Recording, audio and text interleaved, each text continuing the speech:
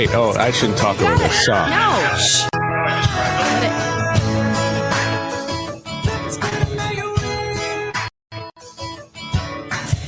Make it weird. I don't over the intro. Sorry, I didn't know what to do. I felt so awkward just standing, like sitting here. What do I do with my hands? Yeah, exactly. It felt really strange, but we're back. Episode 4. Flippin' Straighter, still making it weird. I think we did a pretty good job last week of making it weird too with Derek Stroop. I mean, man, he's so funny. He really is, and we couldn't have timed that any better on National Waffle Week. That's true. Did you know that last week was National? House. Yeah, talking about Waffle House. That was 100% intentional. 100%. We had that planned. Yeah. We did not know about it after the fact at all.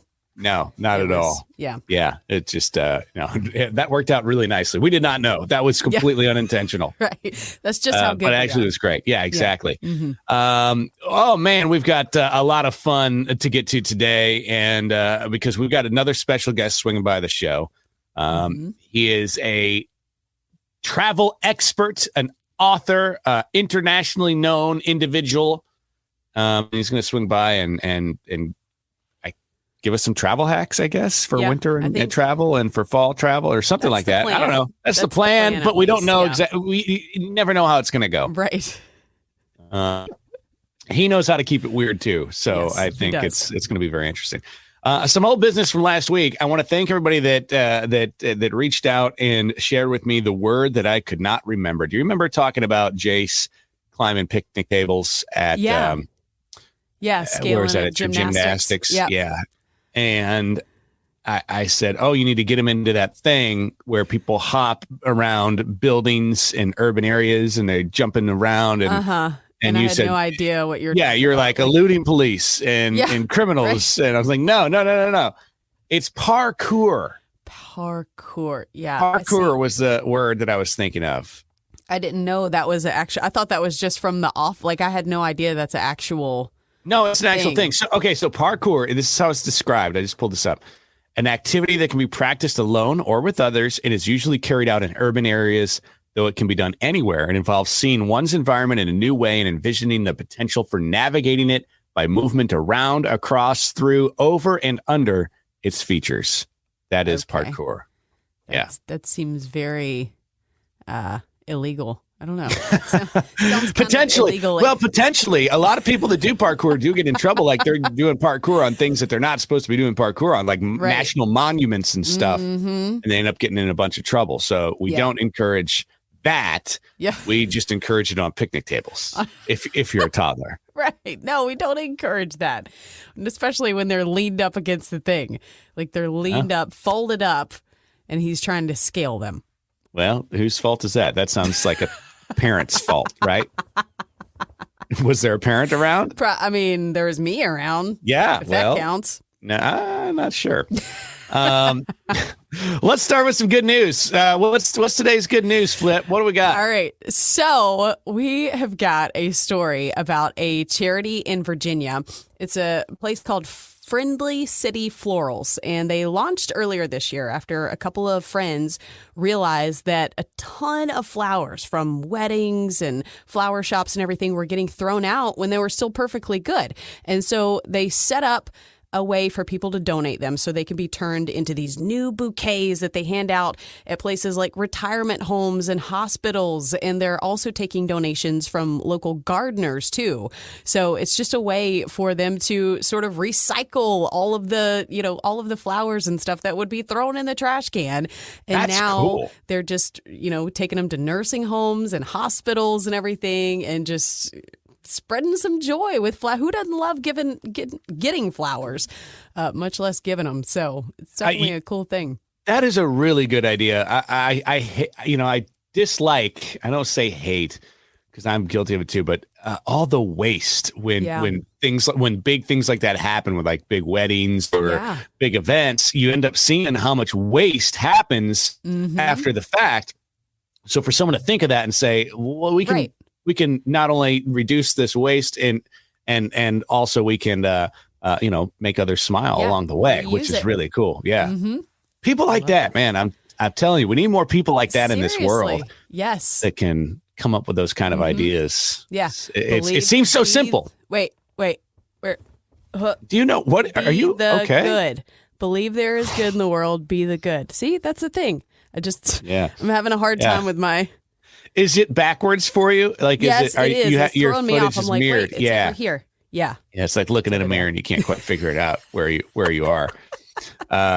That's pretty cool. What's the organization's name again? It is Friendly City Florals. So you Friendly can go. City Florals. That's great. friendlycityflorals.com. You can go there. You can donate and just help them continue this. And hopefully it'll be spread. It's in Virginia now, but hopefully if it catches on enough, they can make it nationwide. I think it would be awesome. Yes, and they need some other people that think that's a cool idea too to come and take the torch in a different city. That'd be neat. Yep. Speaking of different cities, different states, let's switch right into from the good news to the Florida news. Now, I didn't prepare anything this week. You don't really have to prepare. They just come to you. Yeah, basically. I know. I didn't look for a Florida story this week because it was a short week for us, Labor Day and stuff. Just didn't work. Yeah. That's fine. Well, I got you. Man. I'm carrying the load over here. Well, that's what I expect. So this guy in Pennsylvania, I always call Pennsylvania the Florida of the North because you got Philadelphia, you got Pittsburgh. There's a bunch of great people. And your husband's from there, and your husband. His family are from there, and it's just I've been there before. I've seen things. I've seen some things in Pennsylvania, and this idiot was destined to end up in jail one way or another. It's too many. Like, you make a couple of dumb decisions in a day or something. He met his quota and then some. There's a 24-year-old guy, Christopher Ganzel. He stole a car from a library parking lot last month in Lansdale, Pennsylvania. It's kind of right near Philly. And some guy had left his 2023 Subaru running, and this guy took off in it, but he didn't just take it for a joyride. No. He went to a police station. What? And the reason that he went is the dumbest part. So he had apparently had an earlier run-in with cops, and he wanted to ask them for his drugs back. They did not realize. That's fair. That's fair. He was in a stolen car at that point. But they did moments later when they got a report that he had just used it as a getaway car for another crime. Because apparently he tried to shoplift from a nearby Target, and he was seen speeding off in the same Subaru. So they tracked him down and arrested him, and he is facing 2 felony charges for unlawful taking and receiving stolen property, plus a misdemeanor for unauthorized use of a car, and he did not, in fact, get his drugs back. But they did invite him for a nice little stay at the jail, so, Speaking, you know what? I do have something. This didn't. You just reminded me of this. I'm sorry. I got to look at my phone because I took a screenshot of it. What? Your story with the drugs and you saw this story about that lady from 1,000 Pound Sisters. Did you hear about that? She was arrested in Tennessee. Yes. And the most unusual circumstances surrounding this. Deputies say her story anyway. Is that she was at this Tennessee safari park in Alamo, Tennessee, where the animals you can feed them from your car and stuff. It's super cool. I've never been to one. Sounds incredibly. The insurance for that, I just can't even imagine. Got to be through the roof. The roof. Mm-hmm. But that's neither here nor there. Anyway, so this lady from 1,000 Pound Sisters, she's going through the safari park on Labor Day. Mm-hmm. Says she was bit by a camel. Yeah. And have a camel?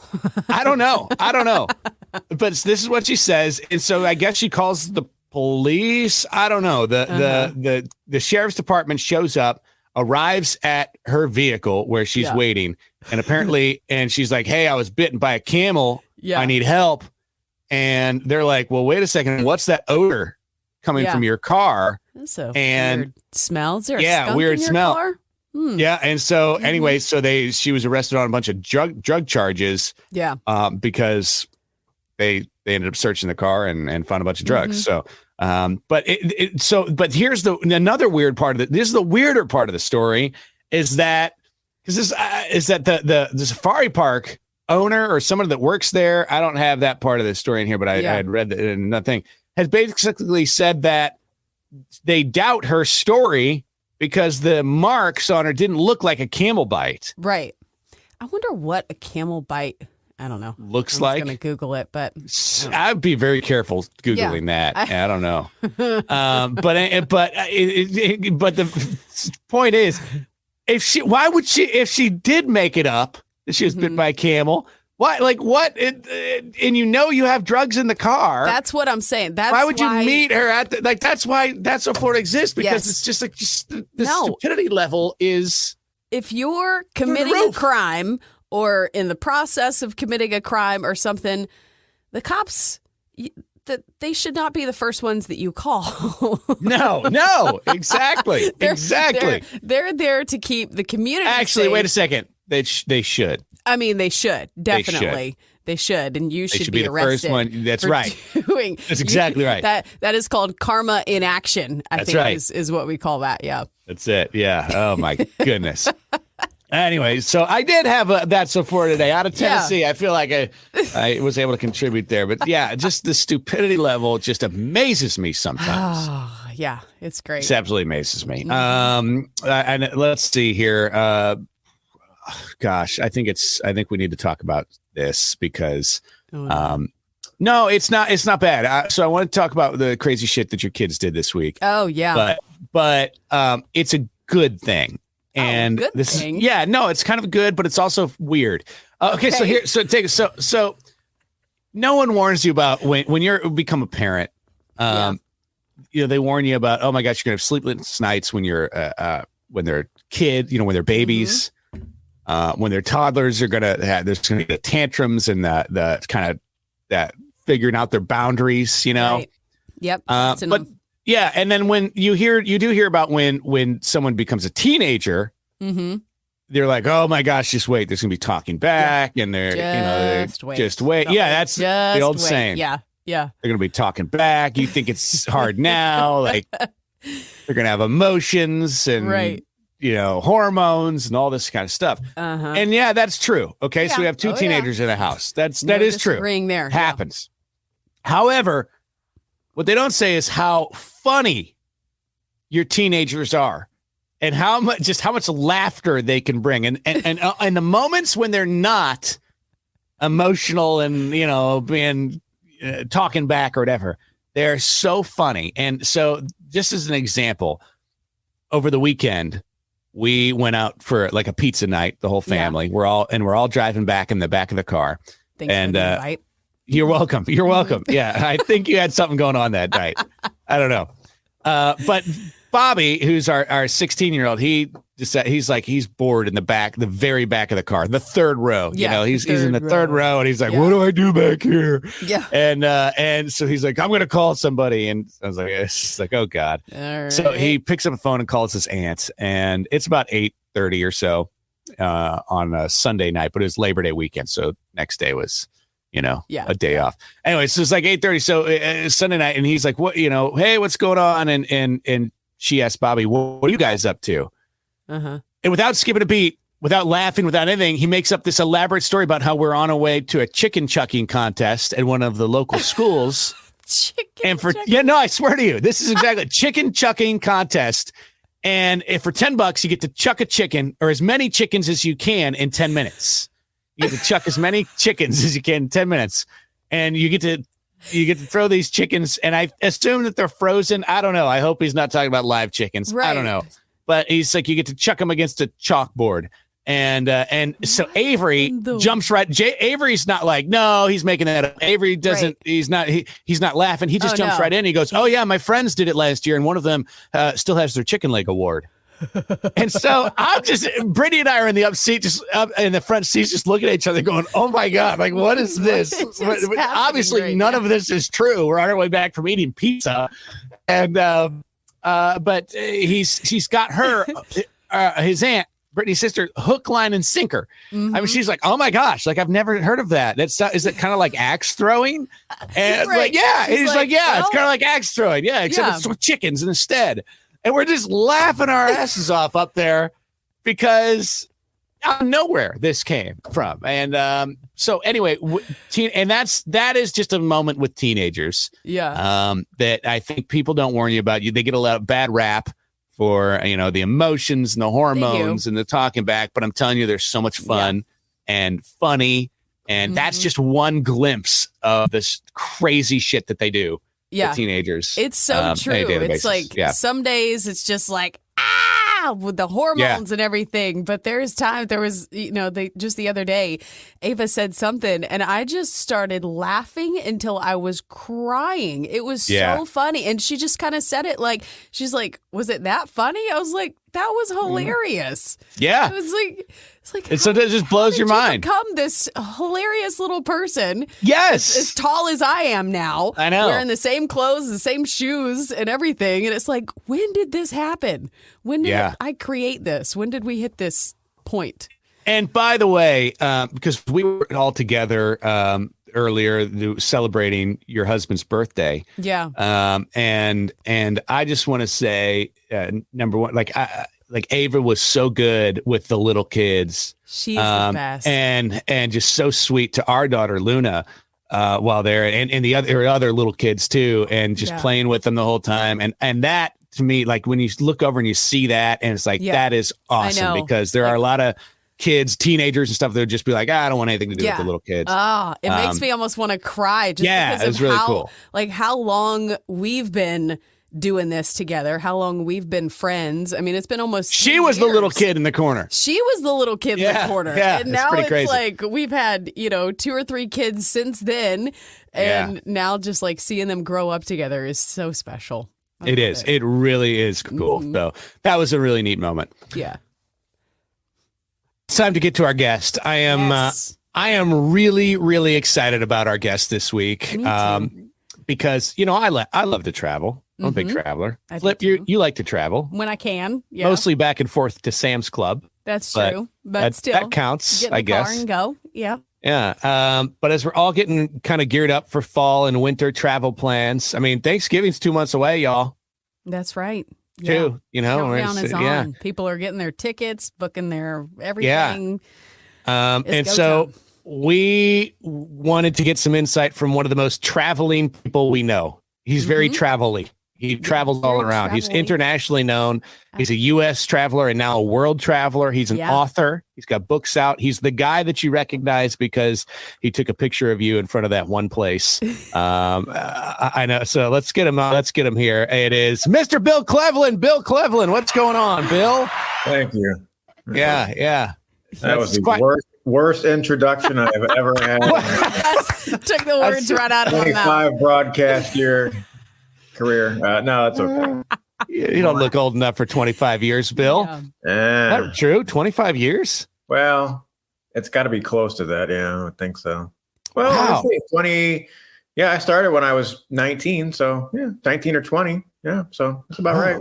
We are in 2024 now, right? We are. So, that's good. The past 5 years have just been kind of all together. Yeah, they've been kind of strange. Yeah. Bill, where do we find you today? I don't know. How did you find me? Yeah. How did you find me? How did you get my number? And can you lose it? I'm pretty sure I hit the block button, but by God, you found me anyway. Right now I'm in St. Louis, Missouri, but getting ready to actually head to. Oh dear. What? Flip likes to rag on St. Louis. She knows that's where I'm from. And so she knows. She also knows it keeps getting ranked as the most dangerous city in the world, basically every year. I thought maybe you heard a gunshot. That's why you. Ducking. She's ducking us. Yeah. But not for long. I'm going to headed to Eastern Tennessee, and then I'll be in Virginia all of October, which I'm excited about. Oh, nice. Oh, that's pretty cool. That's beautiful. Just in time for the leaves changing and everything. Yeah, it should be beautiful. Mm-hmm. We host a morning show in Tennessee. I did not know that. You didn't know Bill Clevlen. He did not know that. He did not know that. It's in Cookeville, Tennessee. Oh, I'm going to Cookeville. That's what are you really? Okay, so that's what I was going to ask is if you have been to that region. No, I haven't, and I'm excited. I'm going in a couple of weeks, actually. So yeah. Nice. All right. Stop in and have a donut at Ralph's donuts. Oh my gosh. That will be fantastic. And then stop and get a slice of pizza from Big Tony's Pizza. Do that. Oh, I like pizza. I yeah. The place because I'm a pretty picky eater. So when I travel, that's kind of like my go-to. I just got back from Spain and I found just one pizza place while I was over there and it was horrible. It was like, you know, those Totino's pizzas. You know? Yeah. Oh, no. That's kind of what it tasted like. I was like, oh my Lord, this is what I found. And I didn't eat much of anything while I was there. I was there for like 10 days. And I was like, oh, pizza place. How exciting. And then I have never been let down by a pizza place. That's hard to do. That's really hard to do. Really? I mean, there's places where you're like, that pizza was okay, but it's still fine. It's like, but to be let down that's a whole different story. But, my brother's, he took his family to Italy last year, and one of his kids is 9 years old. I think she was 8 then. And after they toured all of the delicious restaurants in Italy and had the best food everywhere, said, "What was your favorite meal?" And she listed off Sbarro at the airport. Oh my god! And so you just can't win. It reminds me of the scene from The Office where Michael Scott goes to New York City, and he was excited to get a New York slice, and he goes to Sbarro. yeah, exactly. So Bill, you do a ton of traveling. We are kind of just wanted to pick your brain a little bit about what can you offer us some helpful tips when it comes to traveling this year? Why do you look like you? What? I'm just completely unprepared. I'm just digest. Oh, I'm always unprepared. That's fun. Yeah. You want tips for traveling this year? Well, the year is almost over. My tip. What's your best summer travel tip? My tip for now would be to start planning for next year. That's what I would start doing. Yeah. I mean, but I'm pretty organized. So like I plan pretty far in advance. Of course, I travel full time technically, so I kind of have to have, a little bit of a plan. But so like for example, I know I'm going to Cookeville, and so the first thing that I did was reach out to their local tourism office, and a lot of people don't know that pretty much every city, or at least every large city, and pretty much every county, with some exceptions, has what's called a Convention and Visitors Bureau, or those of us in the business would say a CVB. That's right. And what a lot of people don't know is, so like I use these folks a lot because they're, able to help me find lodging. Yes, you do. They know all of the, the people that I might want to interview. They know the local businesses. I know you mentioned a couple of them earlier. But, the general public can reach out to these folks, and it's a great free resource when you're trying to travel somewhere, because they can tell you, if there's something that you're interested in. If you like, maybe you're going to, like, I'm going to Virginia, I reach out to one of these places and I say, hey, I really like history and I like, pizza, whatever. Yeah. They can tell you right away, oh, you probably want to stay in this part of town because we have, XYZ historical attraction you might want to go and see, or, we have this great pizza place. Oh, you don't want to miss it.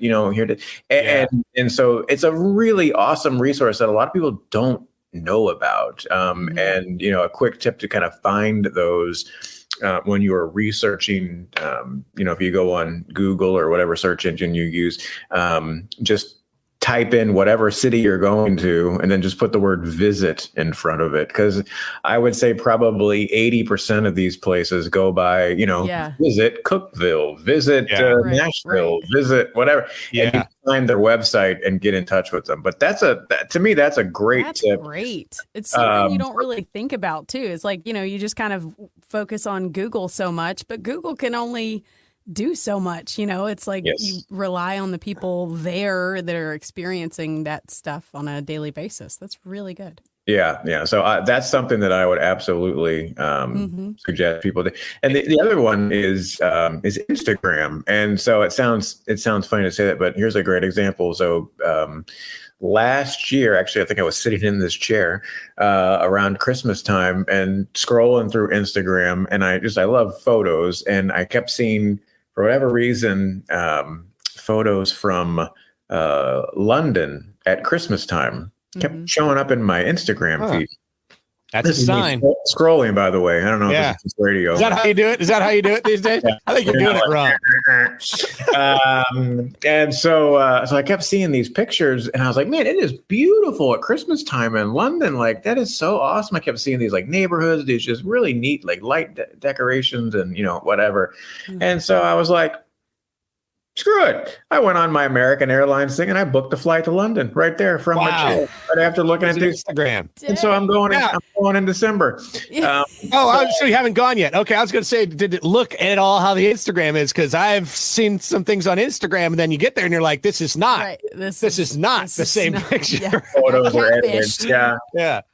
Yeah. So I'm going first part of December. I'll be there for like 9 days and, taking photos and doing I've never been to London, so maybe go to some Ted Lasso sites. I like that. Oh yeah, that would be cool. So that is one thing that, and I was going to ask this. So I'm going to share one of these pictures here. I'm going to see if I can get approval from the owner here. This is you in front of like the world's largest barber pole. I think is what that is, right? Yeah. And then you've got, this is you sideways. The original picture was the other way, but our editors didn't know how to turn it around. They're fired. They're fired, by the way. They're fired. We cut them loose just before the show. This is in front of the world's largest taco. You have a lot of things like that. Do you find those by asking the visitor center, like, tell me the strangest thing I can get a photo in front of?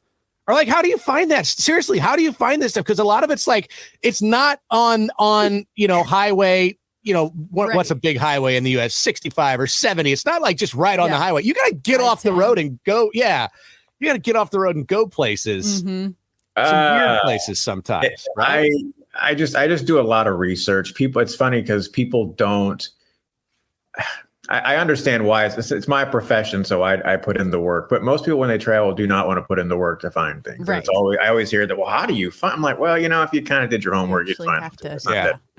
But I have a variety of sources. So like I belong to a Facebook group that's nothing but like oddities on highways, and so I'll find some things that way. Instagram's another one. I'll find quirky stuff. There are some travel apps. There's one called Roadside America, which when you type in your address, or you can use it on the app, and it picks up on your GPS signal, and it'll tell you, 20 miles from here on this dirt road is, the place where Buddy Holly's plane crashed, or, oh my gosh. So I'd use a variety of things and then kind of go to what I think is the most interesting, or that will get people's attention on social media. So obviously standing next to a gigantic barber pole, people think that's kind of fun. The world's largest rocking chair, whatever. Yeah, I love stuff like that. I'm a sucker, and maybe that's like the daddest thing in me, as far as that. Like, I will, if I see that, the kids are like, "Let's just keep driving so we can get to our hotel." I'm like, no. No. We're gonna stop and see the world's biggest ball of yarn, whatever it is. And right, yeah, no, and people are interested. I just did a not to brag, but to brag a little bit. I just did a lecture for the Smithsonian last month. I think it was last month on roadside attractions. And so they do these, they're all virtual, which is interesting. Still, after the pandemic, they still do them virtually. But most of their lectures have, because I've done a couple before, and you might get 30, 40 people that sign up and they pay a fee or whatever. But for the roadside attractions one, they had like 300 people signed up. Wow. Ooh. And so people are genuinely interested in these kind of quirky things, and many of them have some kind of an interesting backstory to them. I mean, if you go to Oklahoma, there's a town called Catoosa, and in Catoosa they have this gigantic blue whale. And I'm sure you've seen it. I think it's a picture in National Lampoon's Vacation at the end of when they roll the credits. And I mean, I've posted it before, but it's this gigantic whale that this dude wasn't that along Route 66? The long Route 66. Yeah. And so, but there's a little pond there. But this backstory is that the guy's wife collected whales, like little miniatures and just whatever as her thing. And so for her, I think it was a birthday or an anniversary, maybe, he built her this gigantic whale. And it's right next to a little lake. And so back in the day, you could actually go swimming from the way. I mean, it's pretty cool. Anyway, but a lot of these have some sort of backstory to them, why they came about. Right. So it's kind of fun to find those stories too. That's really cool. Now, one of the ways I do it now, and it's just serious, is I just go to your website, because that's where I'll look and I'll see those pictures and your Instagram page, and like, okay, I don't know what that is, but that's really cool.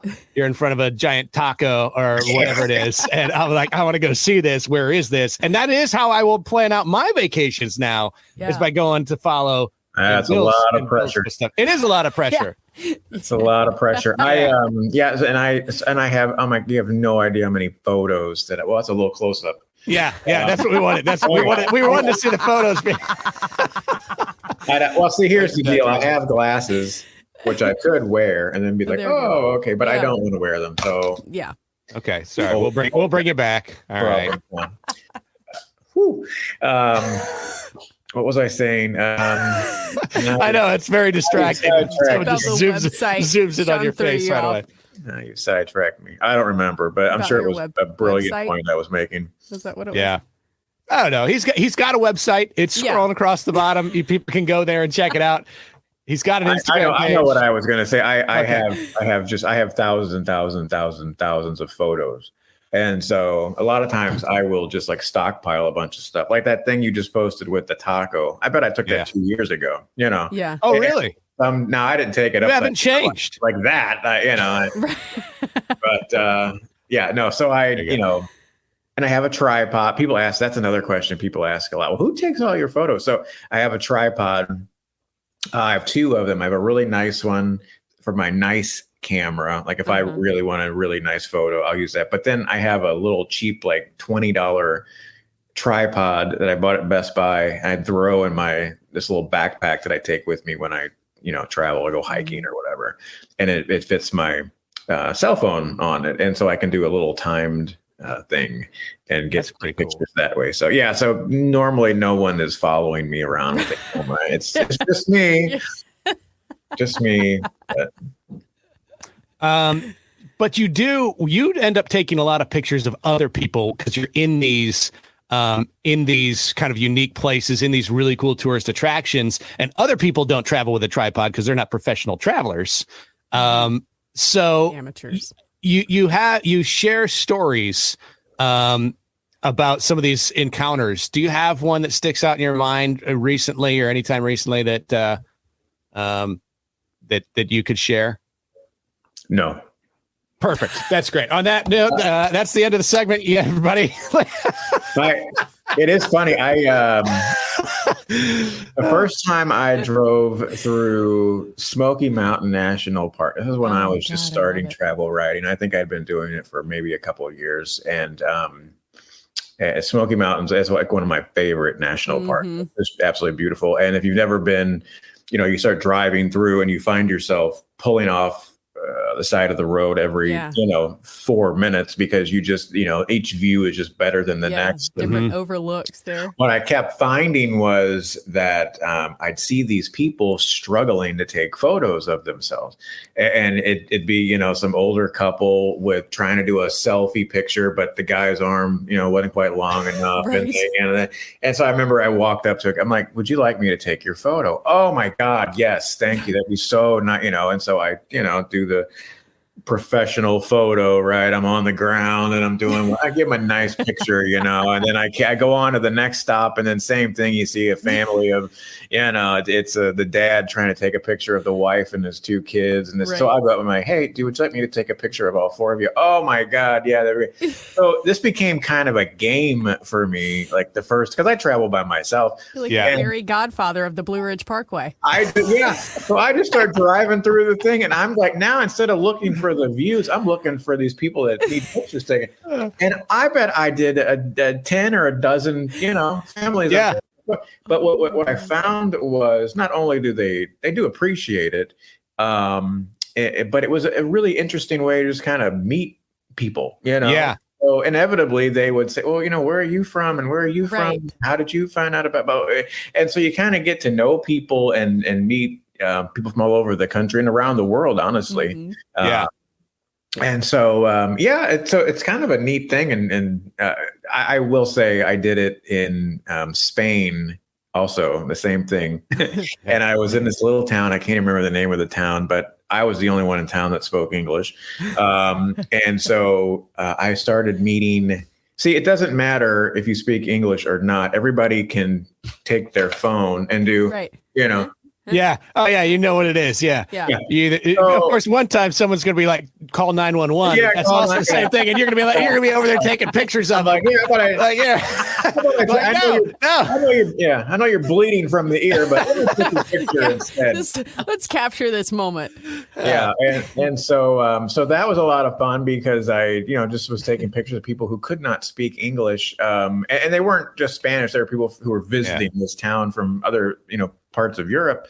One guy did speak a little English. He was French, and he did say to me in his best broken English, You're a slob. No, he was like, says, my wife needs a new phone. What phone is that? What's the quality? He's asking me questions about the phone camera or whatever. Okay. But yeah, just kind of an interesting way to meet people for sure. That's what's really neat. And you share a bunch of fun stories about that throughout like the photos that you share. And that's what I enjoy is that because there's something that I think traveling brings people together when you're all at a place looking at the same thing. You do have a unique opportunity to meet and talk to people that you never, ever otherwise would because you all are sharing this same experience at the same time. Yeah, no, it's absolutely true. I can always, generally I can tell when a person has not traveled at all. Like it comes out. What are the red flags? Yeah. What are red flags? I'm interested to see if I have any of these. I don't want to insult anyone because, sometimes people can't afford to travel or they can't. Right, That's true. That's physically travel. And so I get that. But it's pretty obvious after talking to someone for, just a few minutes that they are not traveled just because your view of the world and just I think your overall attitude changes if you go other places and you learn about other and I say other cultures. I mean, even going from, Florida to Utah or from Virginia to California, like you still learn a lot even in this country traveling as opposed to somebody who has never left their town ever. So that's so true. We interviewed Derek Stroop last week, the comedian, and he grew up in Alabama and he moved to Colorado, to Denver. And it's just like the complete culture shock from North Alabama to Denver is just, you can put a comedy thing on it. So when I was in Spain recently, I was able to do this. It was a luxury train across northern Spain. Oh, I want to do something like that so bad. It was pretty cool. And so I was on a train with 10 other travel journalists from around the world. I was the only American on board. And there were two writers. One was a photographer for National Geographic, and the other girl was a writer for basically it was like Beijing's version of the New York Times. They both spoke very little English. The guy spoke a little more English to where I could at least have a conversation with him. Anyway, so he was constantly asking me. What? This was your train ride. Well, it was a second ago. It was a second ago. There it is. That's the train. That's Bill on the train. Well, no, that's it was somewhere. I don't know. I'm terrible at this.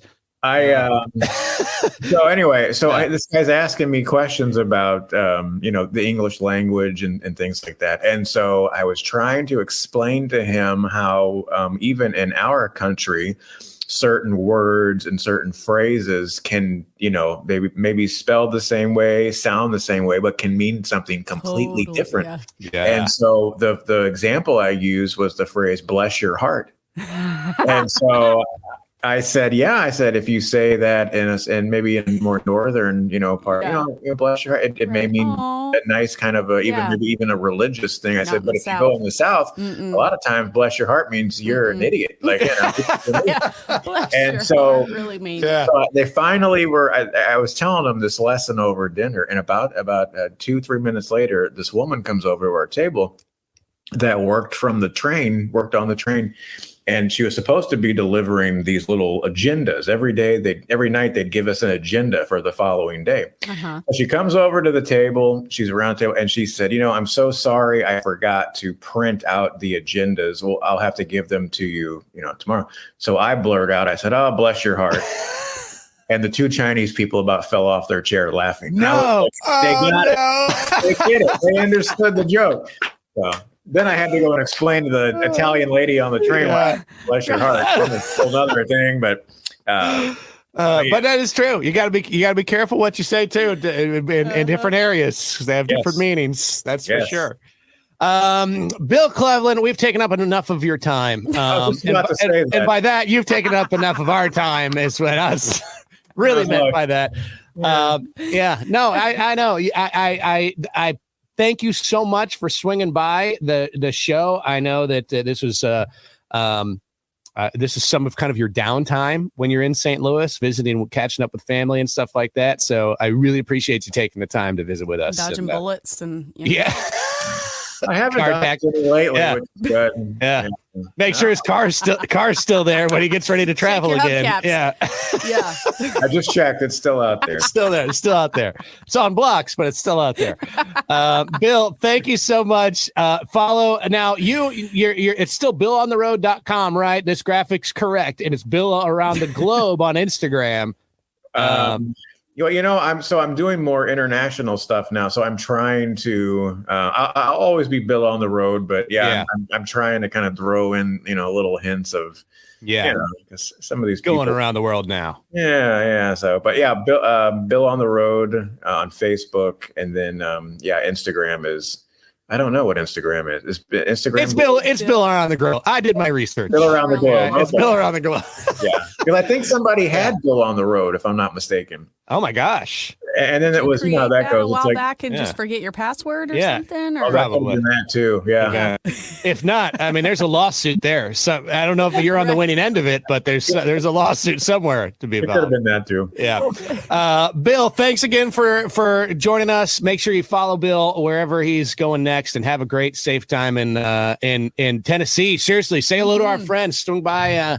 And get some pizza and get some donuts, and there's a lot of beautiful stuff in that part of the world. So I think you're gonna have a great time. Yeah, I'm excited. And take a picture. You like fun things? Take a picture in front of the big pink elephant. Big pink elephant. Pink elephant in Cookeville. Yep. Yeah. All right. Mm-hmm. You'll see it. If you're any bit as good as this job as you say you are, you'll find the pink elephant. Well, it's funny. You'll do your research. I actually have probably 3 or 4 pink elephant photos in my archive. God! All right, fine. If I forget, I'll just throw that one. It's not a big deal. All right, Bill. Hey, thanks again. We appreciate it, and we'll talk to you later. Safe travels. Okay, thanks. Bill Clevlen, BillOnTheRoad.com. Wow. He's a fun guy. He's so funny. He's just like so dry. It's like his sense of humor is so hilarious. We didn't get a ton of tips, travel hacks out of that. I don't know. It's about as helpful as all the things that I do. It's like could potentially no results guaranteed help you with your travel. Now thinking back, now that we've talked to Bill, what's one thing you learned? What's one travel hack you learned? One thing I learned is to contact.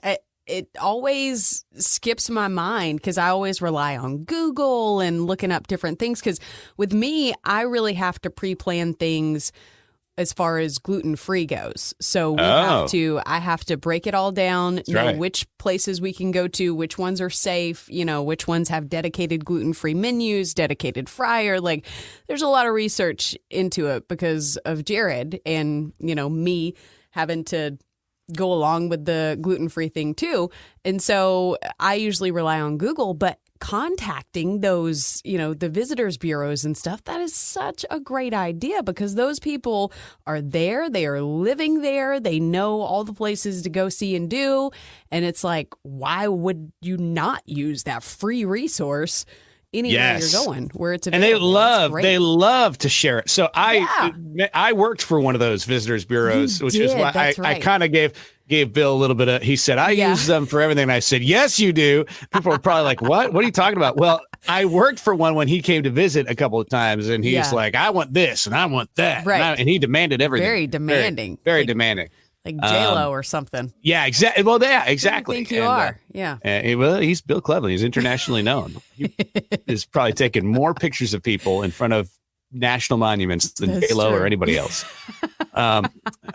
So in any case, no, I'm kidding. He's of course, Bill's great. I give him a hard time, but the visitors, when the people that work there, I loved to share that area, our area with other people. Right. It's so fun. So it's like, it is. And you're look at all the things that you can do. Like the locals know all of the good places to eat, all of the the secrets, the secret places and all the fun things to do, like the local spots and hangouts and everything. It's a great, great, great piece of advice. It really, really is. So check it out if you're traveling anywhere this fall or next year, as Bill says, we need to be planning next year's trips now. I don't even know what I'm doing tomorrow. So I don't either. I don't know how you can plan next year's trips already. But either way, check out the Visitors Convention and Visitors Bureau. All right, we've done this enough. We're already at 45 minutes. This is over our time that we have, the time limit that we have given ourselves. But I think it was worth it to get all of those helpful tips from Bill Clevlen on traveling. Yeah, 20 minutes worth, and we got one thing. One tip. Look, he was free. Okay, it was free. It was free. And this whole podcast is free, right? So he's the only one that responded. Yeah, that's right. Oh, I love you, Bill. All right. Hey, I think we did a pretty good job again. We've kept it real. We're real friends. Yeah. This is our real life, and I think we did a pretty good job of keeping it weird. We sure did. Again here on the show. And I want to thank you. Make sure you like, follow, subscribe, share it with others. If you find it helpful in any way, shape, or form, entertaining in any way, shape, or form, possibly, or if it's like a train wreck and you just can't look away, share it with others so that way they can share in your joy or horror, whatever your feeling may be about this. Please like, share, and subscribe. We appreciate that. All right. Anything else you want to add, Flip? That's it. I'm good. Play us out. All right. There we go. Have a great week. Bye, y'all.